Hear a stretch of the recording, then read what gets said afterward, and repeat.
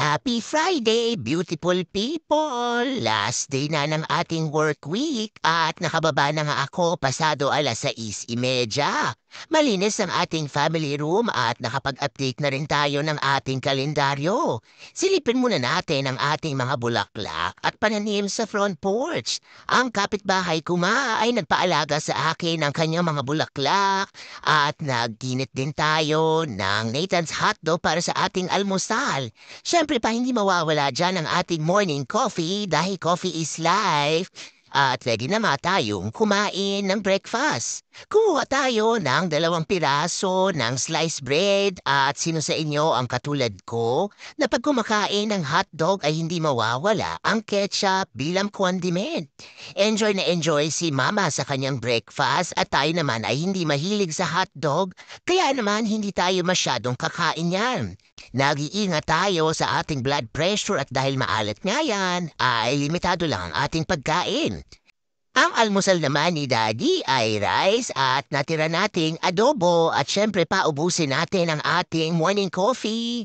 Meron pa tayong time kaya naman pumitas muna ako ng 1 piraso na purple bell pepper at ito nga ay isishare ko sa aking pasyente na mahilig na kumain ng mga fresh na gulay.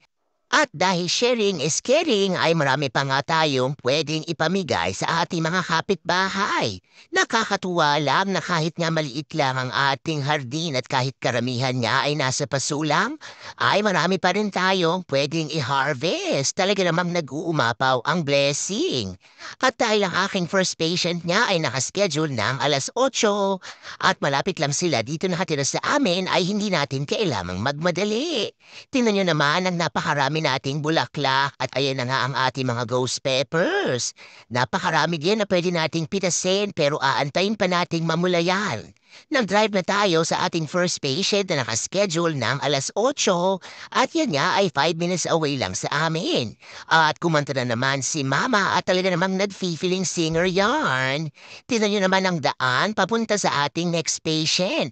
Dumaan na naman at drive tayo sa napakalhaba at napakalaking cornfields at dahil wala tayong baong kape ay talagang umaawit na lang tayo sa loob ng sasakyan para nga tayo ay hindi antukin.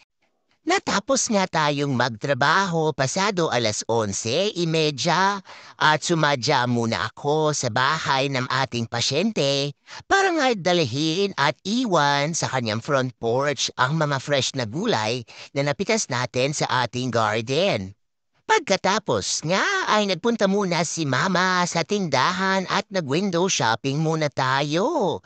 Nandito nga tayo sa kitchen section at ito nga ang isa sa nagpapasaya sa akin. Kahit na nga hindi tayo bumili ay nagtingin-tingin lang si Mama at talaga namang nakaka-happy.